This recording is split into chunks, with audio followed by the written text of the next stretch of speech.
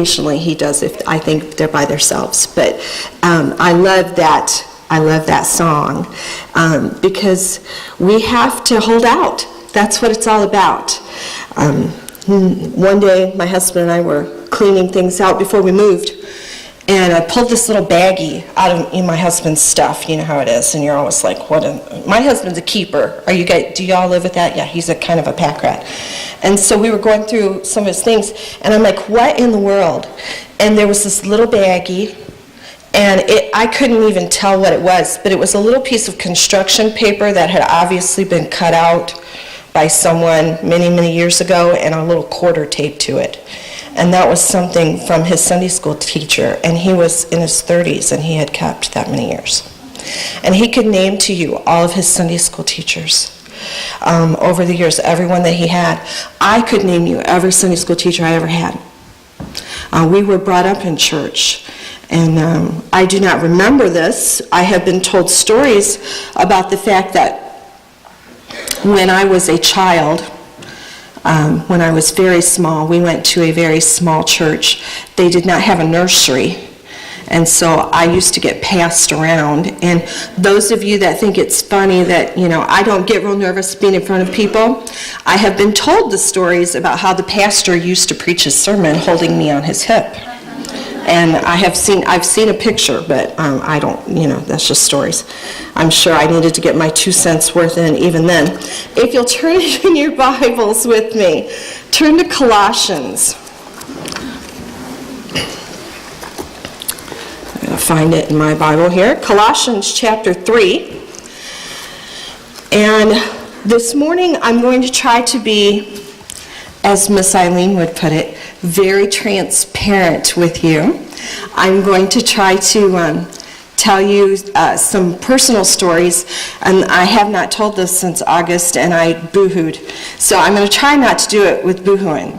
So if I give you the finger, you got to give me the funny noses, okay, or the faces or whatever. So I'll stop crying. Colossians chapter 3 and verses 12 through 13. I want to thank everybody that has had a part here at Metro Baptist, and I try to thank Linda and Brother Vapperzan, Mrs. Vapperzan. Thank you for putting on all the work that it takes to put this kind of a meeting on. I know what it takes. We have a meeting every year at our church, and it's a huge amount of work, and somebody pays the price. That's what I always say. Somebody pays the price for the meeting. And with 3 concussions in 1 year, who do you think has paid the price for this meeting? Yeah, somebody pays for it. So that's always true, but I just want to express my gratitude, and I'm very honored to be here. And thank you, all of you, for being here today. Let's read verses 12 and 13 of Colossians chapter 3. Do you have it? All right, here we go. Let's read it out loud. Ready? Put on, therefore, as the elect of God, holy and beloved, bowels of mercy, kindness, humbleness of mind, meekness, long-suffering, forbearing one another, and forgiving one another. If any man have a quarrel against any, even as Christ forgave you, so also do ye. I want to talk to you for a few minutes about forgiveness. And some things, we talked a little bit yesterday about Whoville, get out of Whoville. Who's hurt me? And I told you we wanted to come back to that one. How do we get from the who, and it's all about me, to the I will? She asked me down here, and I didn't know your name. She said this morning, what do owls have to do with Christmas? And it's I'll be home, for Christmas, right? Or instead of I'll. But, I will is what I'll stands for.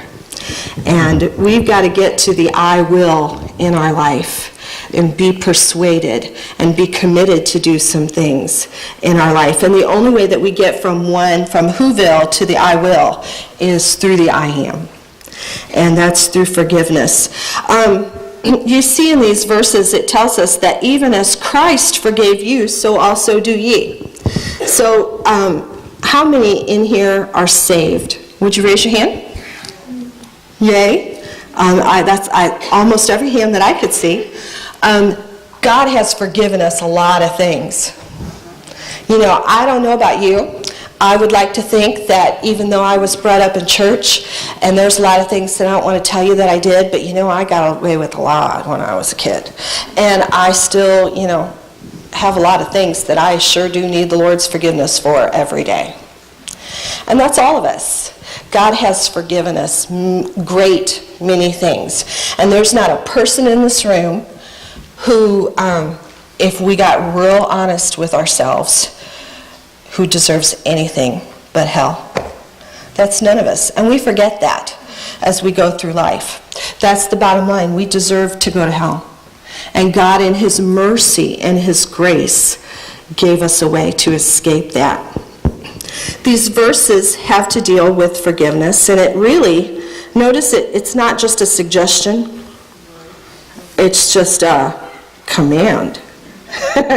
And I have to say, y'all see this red, right? Okay. When I was a little kid, it was really bright red. I've tried to put a little bit of red back in it over the years. Have you ever heard the phrase red-headed temper? Yeah, okay, that's me. Don't tell. But that's me. And my husband and I were made for each other because we can both be stubborn as mules. And I got one up on him any day of the week, I can tell you that. I told you I was born in, who remembers? West Virginia. Yeah, I don't claim that. I try not to. I was born in Charleston, and I was telling my ladies on the way here, my grandparents were known for running moonshine all over the hills of West Virginia. They had stills. My uncle had a still until the turn of the century that the Smithsonian tried to buy. He had a working still. And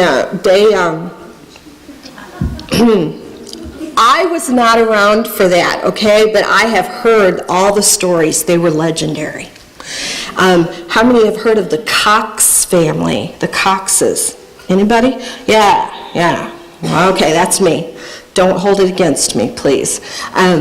But my family was the Cox family. And my grandfather was known as the town drunk.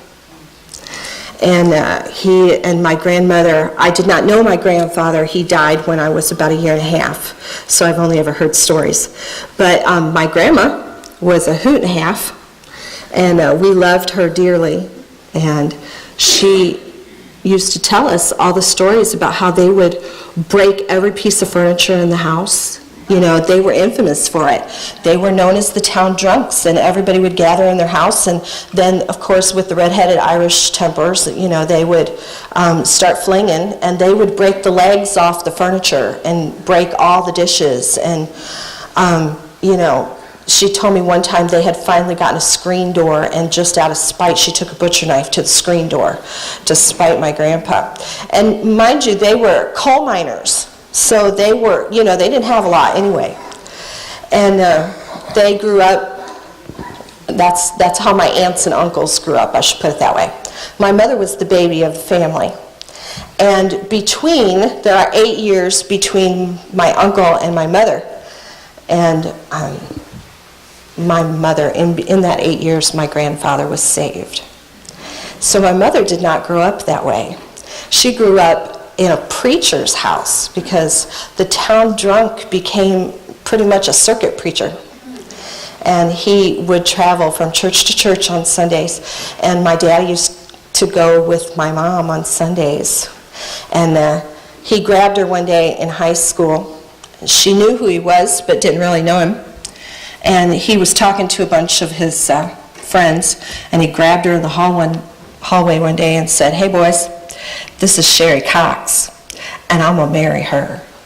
And my mother had no, you know, she to hear her tell the story, 2 weeks later she was madly in love because he just started coming around and started hanging around, and they couldn't get rid of him. And till the day she died, my grandmother had Alzheimer's, and till the day she died, one day she would love my dad to death, and the next day she'd go, "Psst, there's that old man that Sherry's been running around with." And she loved my father dearly. She would sit and cry, and, "Jerry, you're so good to me." And he would walk off into the kitchen, and she'd go, "Psst, we still can't get rid of him, you know. It was hilarious. We used to laugh so much at her. But, you know, I was given a good upbringing, even though, like I said yesterday, it was a bit of schizophrenic. And I used to sit in college, I told someone yesterday, I used to sit in college and Brother Hiles would always preach, if you haven't had hard times, they're coming your way. Be prepared. And I used to sit and think, I have had my share. And I was young. And, you know, how much more can a person take? But I'm here to tell you that, you know, life doesn't, you all know this, life only gets more complicated as you get older. So I had an interesting upbringing that I look back and I think God used every bit of it. I want to tell you about, I have 2 younger brothers, and about 15, it's almost 16 now, 16 years ago, about 1 o'clock in the morning, my husband and I were sound asleep in bed and I was pregnant with our son. And the telephone rang, and it was one of those calls that you don't want to get. And it was my mother on the other end of the line, and she was sobbing. And I'm not very good. I guess my face is just too expressive. I don't know. I'm not very good at hiding my emotions. And you can ask these ladies. If I'm mad or I come into church, you know, I'll just leave out the back. I try not to talk to anybody if I'm in a bad way, but I knew something was wrong. My mom's the kind that she can say hello, and you're like, uh-oh. What's going on? I am not the Hershey Kiss. I try to be, but I am not the Hershey Kiss. But she was sobbing, and they had just come, and they had just arrested my youngest brother. And they had a search warrant, and they had just ransacked her home because he was living with them at the time. And 16 years ago, he murdered a woman. And he was, for a while, on death row, and through the appeals process, he's not on death row anymore. And it's a long story, I don't have time to tell all of it, but I had not seen him for 16 years. Close to that. And this past June, I was asked to attend a 50th wedding anniversary party for my home pastor and his wife. And I love them dearly. They were like a second set of parents to me. I probably spent more time in their house than I did mine, because I grew up with their daughter and their son. And I was very privileged to go, and we always sang. So we went and sang for them. And my brother is in Mansfield Penitentiary, which is only about an hour from where I grew up. So I really wanted to try to go see him, and at this point I could. And my son was coming on the trip with me, and so I wasn't sure. I don't know if any of you know how that works, depending on what the last digit is in their number, you can only go on the even weeks or the odd weeks and all, I've not done any of that. And so we tried to call his caseworker, and the Lord worked it out so that I could go see him, and I was able to take my son, and there were no problems. It wasn't his week for visitors, but, it just really seemed like the Lord had thrown these doors wide open. And I really was not, can I be honest, I really wasn't too excited about it. I love him very much, but when you have not seen someone for 15 years, you kind of walking in, understand, how many of you remember yesterday I told you I left home for college at what age? 16. He was 13. How well do you really know your brother at age 13? And when you're 16, we were kids. And I hadn't seen him but a handful of times, between the time I was at college to the time I got married, it was just a handful of times in between there. And I did not really know him as an adult. So the night before, someone asked me, they said, well, what are you expecting? And I said, well, I'm kind of expecting to walk in and talk to a stranger because I don't know him. And in my mind, I just had this picture of this beautiful little blonde-haired boy that I loved, that would always be my brother. And, okay, I need the face. But it was difficult to go in. I went to visit uncles when I was a child, that Cox family. I went to visit uncles in the penitentiary when I was a child, and I have some bad memories of that. And I wasn't really looking forward to it. And I really swore I would never take my girls into a men's penitentiary. And I did not really look forward to even taking my son. So we went, everything worked out. And we had about an hour and a half, maybe an hour and 45 minutes to visit with him, and then I was going to have to leave to go back to this party. So it was a real emotional weekend. And my son is very tender-hearted. He is very sweet, and he was trying to be really supportive, as much as a 15-year-old knows how to do. So he went with me, and he stuck close by my side. And we went in, of course, and you have to go through all the rigmarole to get in there. And my mom had given me some pointers, and you meet in this room. And we sat there for about 20 minutes in the room, and you see all the other families and people coming in. And I'm looking around, and y'all understand there's the whole wall of vending machines, and they're not allowed to go to the vending machines. You have to get it, and you have to bring it, put it on the table, and we didn't know all of this. And so we're just brand new. We're walking in, and the door clinked behind me real loud. And the female guard, she looks at me and she goes, "Are you a little nervous?" And I'm like, I really wanted to come back with something real smart, but my synapses were on overload anyway. But we sat and we waited, and we looked around, and of course I'm always the teacher. I have to make everything a life lesson. That's what my kids say. And so I'm sitting there, and I'm telling my son, we see this mural on the wall. And it was horrifying. It was supposed to represent, I think, the 4 seasons of the year.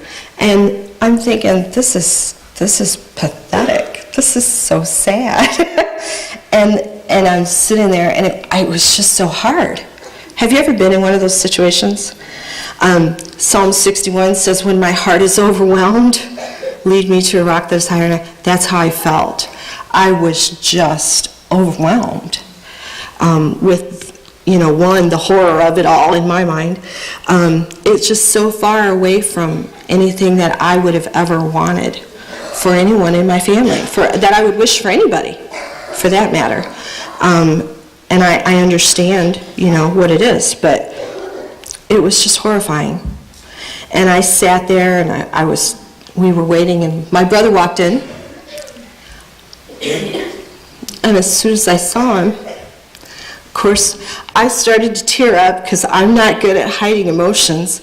And he looked at me real mean, and he said, "Stop it right now." I'm like, well, hello to you too.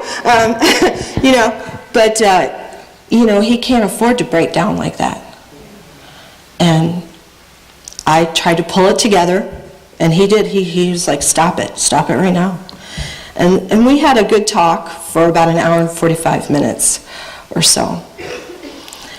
And we had to leave. He talked to my son. It was the first time he'd met Wesley. And he sat there, and I kind of wondered what he would say. Don't you kind of wonder? Hey, whoever turned that on, that was fantastic. It's bright. I like that. Whatever, that was great. But he sat there, and I kind of wondered. And he looked at me. He said, "Is he a good kid?" And I told him, yes, he's a good son. He really is. He tries hard. He serves the Lord with us, and he works hard at it. And he looked at him, and he said, I don't know what they've taught you. He said, but you better do what they say. And he sat there and basically gave his coulda, shoulda, wouldas. And what do you say to that? We left, a little while later, and I walked out. Now, I think that was the hardest moment. We walked out of prison, and I stopped on the sidewalk, and I told Wesley, again, I was not going to miss a teaching moment, and I said, I want you to look around. And I told him, this is his whole life. He was arrested before Wesley was born. So his entire life, all the things that Wesley's got to do, I told him, I said, I want you to look around because this has been his entire life. This is it. And my brother is very fortunate because he actually gets to work outside. I try not to complain very much about the snow or the weather in the winter because he prays for snow so he can go outside and shovel. And that's a privilege to him. He gets to mow grass in the summer. And there's not a man in that prison that wouldn't want to do that. And he gets to do that. And he's very thankful for that because he's allowed to get outside. And I had my moment. I stood there and I took my moment on the sidewalk, and my son very graciously put his arm around me. He said, "You okay, Mom?" I said, "Yeah, I'm all right." And I took a minute and I told him, I said, no matter how bad I want to feel, you have to remember that the family that he hurt, their loved one is never coming back. And I can visit my brother in the penitentiary now, but they have to visit their loved one at a graveside, and they don't talk back. And they don't know where they are for eternity.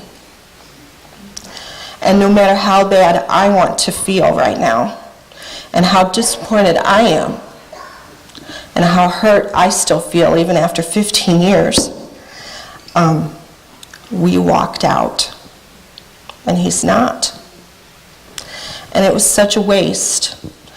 It's just such a waste of a life. And I have a number of points here written down. But, you know, sometimes, ladies, we have to come to the point, I think, we get this little Norman Rockwell kind of picturesque thing going in our mind. Are y'all like that? And I am. I am the overachiever. I am the little Stepford child. I know everyone hated me when I was a kid because I was always going to be something, you know. And I grew up, you know, it was good. I grew up thinking that there really wasn't too much in the world that I couldn't do. I wasn't going to be a 6-foot-tall supermodel, you know, like others. But, you know, I knew that wasn't going to happen. But, you know, might not be the brightest bulb on the strand, but I wasn't stupid. You know, and I knew if I worked hard, there were a lot of things I could have done. I turned down a scholarship to go to Yale. And, you know, I could have gone and done a lot of things with my life, so to speak. I had a lot of choices. And my brother, many years ago, in one night, gave up all those choices. And he hurt a lot of people. And that happens. Oftentimes we make mistakes, or family. People hurt us, and it's irreparable. There is no going back. There's nothing that we can do to restore that Norman Rockwell kind of moment. For many years, I hated Christmas. Can I tell you? And I'm not a Scrooge. You know, I think I'm usually a pretty good-tempered, pretty good-spirited person, but I hated Christmas. I dreaded it because I sat back and thought, what is it going to be this year? You know, one year I got a phone call on Christmas Eve from lawyers, a law office, and they were trying to appeal my brother's case and get him off death row. And I don't know what else to say other than, you know, I felt like I had a real moral obligation not to be too cooperative. Does that make sense? I love him, but I told them that. I said, do you realize the position that you have put me in? And this is Christmas Eve.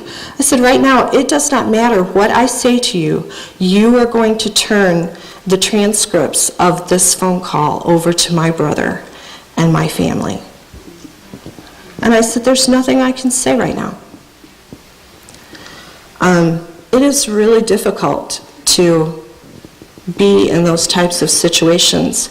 And there's nothing, like I said, that was Christmas Eve. There was nothing Norman Rockwell about any of that. It was sobbing. I hung up the phone sobbing. And it seemed like every year around Christmas, Satan just really liked to lay it on thick. And I know that's not changed. I know many of you have different circumstances. You have different situations. But it's the same. Holidays are hard for people. They're hard for heartache.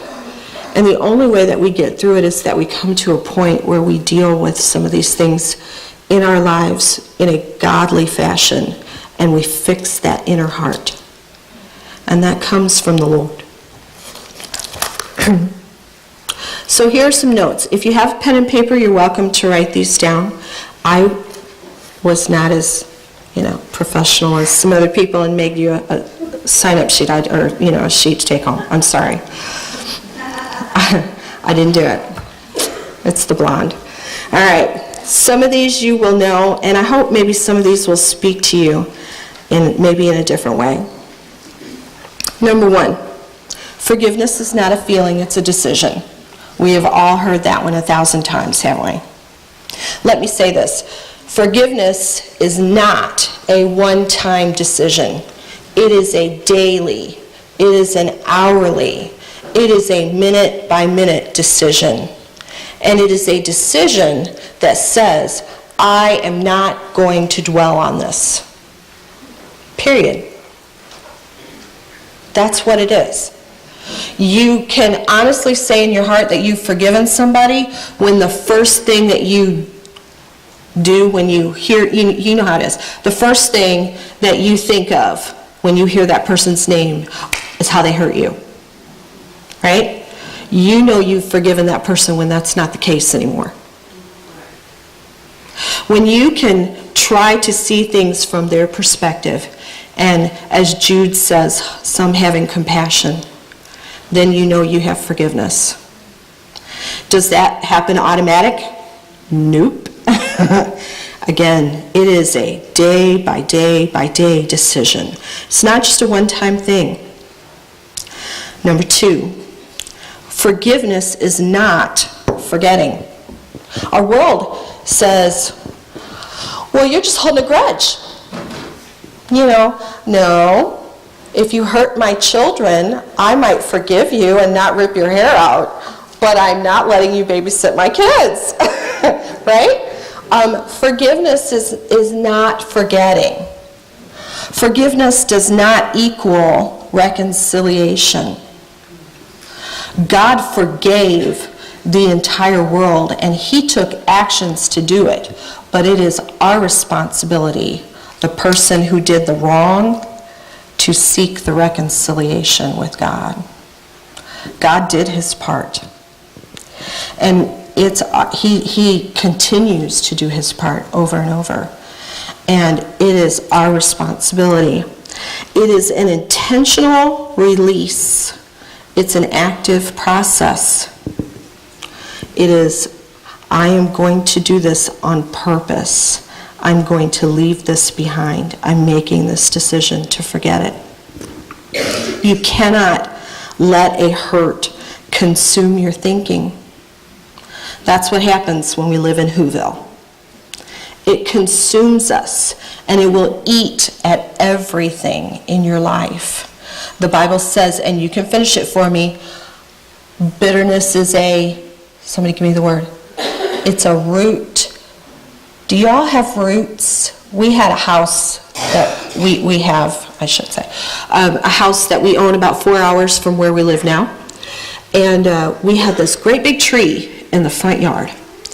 And we, every year, would have to go out, and as soon as we heard one gurgle in the toilet, when you're flushing or when the washing machine's going. If we heard one gurgle, we knew immediately that we had to drop everything and go rent one of those roto things, and I would sit on it in the front yard while my husband would be to get the tree roots out. Roots kill. We finally had to have the tree taken down and the pipes rerun.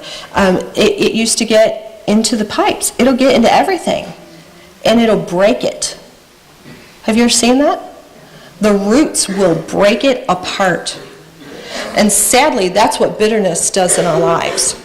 We allow ourselves to live in Whoville just a little too long and dwell just a little too long on our hurt. And all of a sudden, it's getting in places that we can't even explain why. And it's breaking us. And that's what happens. It is a root that gets everywhere. Number 3, forgiveness is not cheap. It costs somebody something, and it's going to cost you. But it is much better than revenge. That same weekend, we left the penitentiary and we drove back to this party. And we got there with 4 minutes to spare. I was so excited. I had time to go to the bathroom and comb my hair before this anniversary party. And this party was not about me. It was not my party, right? I was there to be the entertainment. And so I went in and I was excited and I was trying to help, and we had helped set up the night before, and we were having a good time mingling with people that I had not seen in years, people that I grew up with, and all of a sudden one of my friends that I've known since we were children, she came in and she made a beeline for me. And mind you, I had not seen this girl in probably 5 years, and it had probably been 10 years before that. And within 3 minutes, she decided that that was the point in time where she needed to tell me how I had hurt her over a decade ago. And I don't mean to make light of it, I shouldn't laugh. Because I wanted to be sincere and sincerely sorry. But at the same time, I'm standing there and I'm thinking, all I can keep thinking is, are you kidding me? Because we're here for a party. Are you kidding me? And my nerves were already, so frayed, my emotions, I should say. And I'm sure I did not have the right response at the time. But I'm thinking 10 years, she was bringing up something that had happened a decade earlier. And I'm thinking, whoa, Lord, and how many times? And I had to sit there and I think, how many times have I done the same thing? I mean, if God didn't just bat me upside the head with, see what happens, that's what it was like. Forgiveness cost. It has cost a swallowing of pride. It has cost relationships.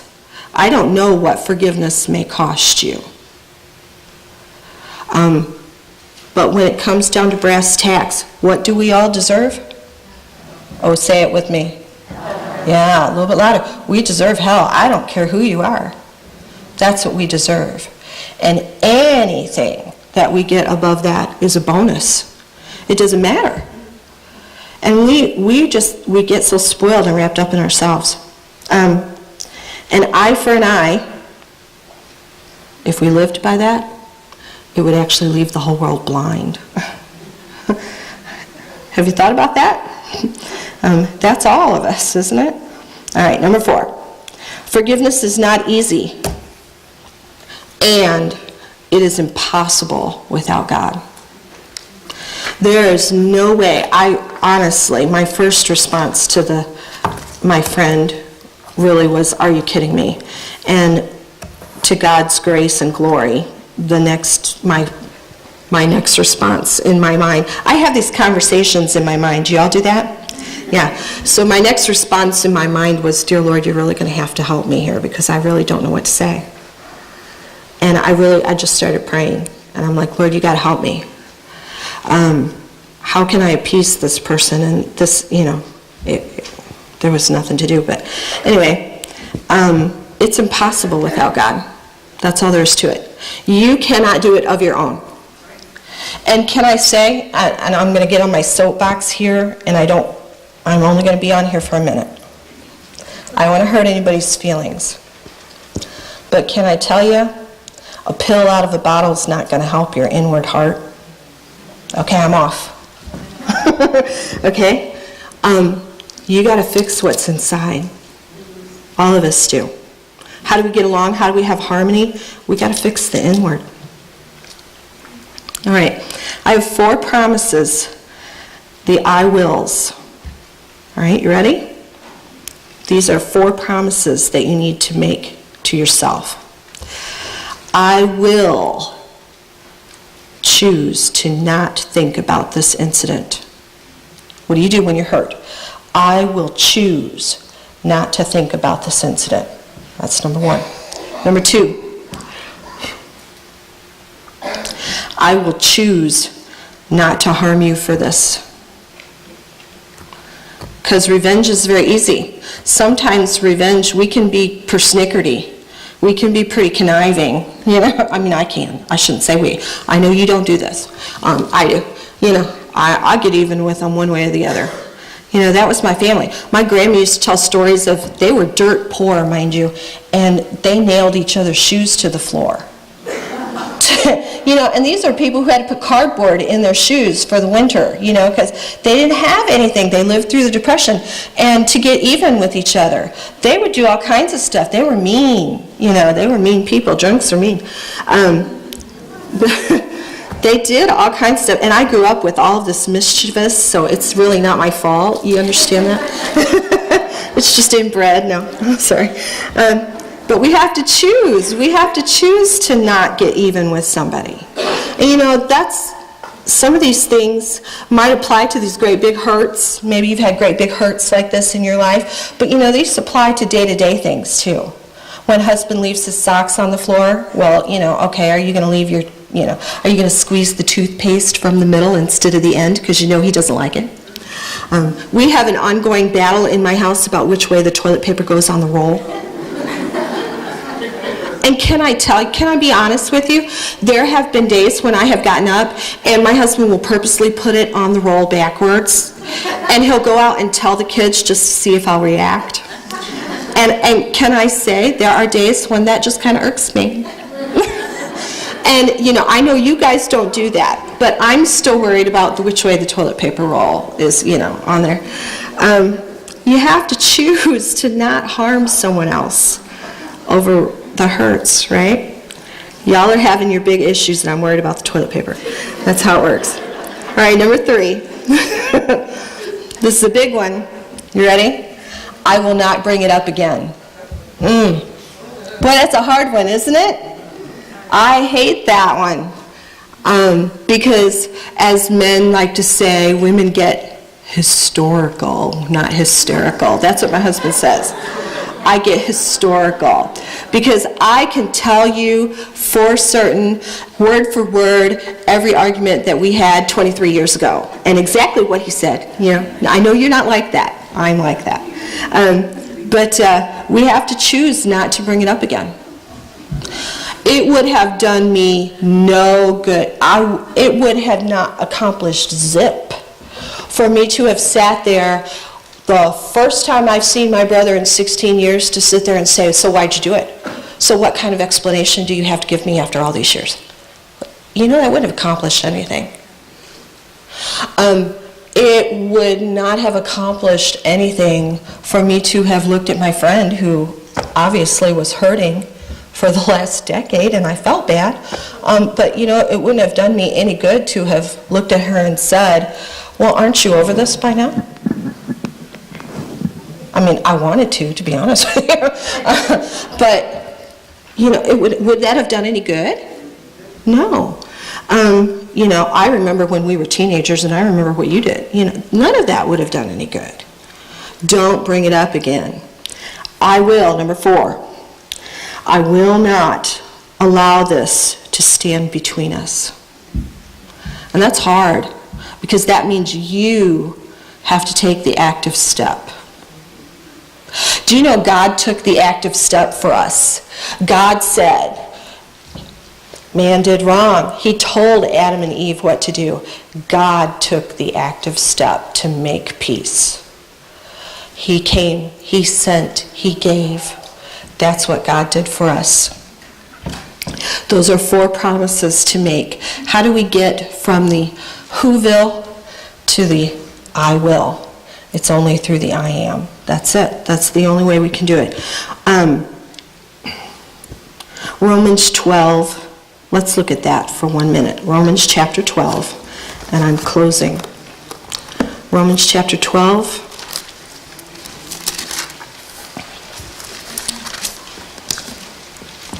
And verse 18. This is one of those verses that we glibly read over, but it's not so easy to live, quite frankly. Read it with me. Ready? If it be possible, as much as lieth in you, live peaceably with all men. You know, can I stand here and tell you today that I got a lot within me. And as I get older, it gets more. No, I'm trying to make it less. But, you know, I have a lot. I don't know you. I don't know everything that you've been through. And we said that yesterday. You don't know everything that I've been through. But women are complicated. You know, men, you feed them, you love them, kiss them every once in a while, and they're okay. You know, women, we're not. We got a lot going on. And the older we get, the more circumstances and things that we've had happen in our lives. There's a lot within us. And how many of you can really think of something that you've really put your heart and soul into in life? Probably most of us could think of at least one. You know, I have to admit, probably not as many as I should say. But, we can think of something we've really put our all into. Was it living peaceably with somebody? Because, chances are probably not. I can't say that. And we read that so fast. But, let's forgive. It's not rocket science. That's what I want to say. I'm smart. I don't know, maybe I could have been a rocket scientist, but this isn't rocket science. It is a matter of the heart. Love forgave the debt. And I want to end with a story. And I don't know if maybe you've heard the story before. There was a lawyer, and he decided one year, he was coming towards the end of the year, this time of year, and he decided he had a list of about 17 people that owed him debts. They owed him collection, whatever. And he decided, rather than turn them over to the collectors, he would forgive the debts. So he wrote each of them a letter stating just that he would forgive them the debt, and they didn't have to worry about it. And he sent all the letters certified from his law office to let all these 17 people know. Well, if you ever get a certified letter or you get stuff from lawyers, it's like the IRS. You do not want to see that in the return address, right? It's just one of those things. You don't want to mess with that. 16 people, he found out later, never opened the letters. Only one man opened the letters out of 17. And he had forgiven all the debt, but only the one man really ever received that forgiveness. We hear a lot today about, we live under grace. God forgave us. But God gives grace and He is merciful to all of us. But grace is received through the truth. Say the verse with me. For by grace are ye saved through. It's not just for by grace are you saved, period. It's through faith. It's through accepting the truth that Jesus died for us. Yeah. You know, sometimes we want to say, oh, my actions, God will have grace, God will have mercy. Yes, He will. But if we're not receiving the truths that God wants us to learn about forgiveness and about getting along, about living peaceably with people, we're going to miss out on that, because it's through the truth that God gives the grace. God does a work in your heart. Forgiveness heals the ones who forgive. That's the bottom line. And so I've had to live these things with family, with, other people. We can all stand here and tell stories of, every pastor's wife in this room could tell stories of people that have hurt them, and all of us have family that are cuckoo. Right? We've all been hurt. We all have those heartaches. But the only way that we are ever going to get out of Whoville is deciding I will, and making some of those promises to ourselves and promises to God. So I hope that's been a help. It's something that the Lord is really still working with me about. So let's pray. Dear Lord, I thank you again for today. I ask, Lord, that you would be with these ladies. Thank you again for this meeting, for everyone that has come. And thank you for the truths of your word and your love. And we praise you for it. In Jesus' name, amen.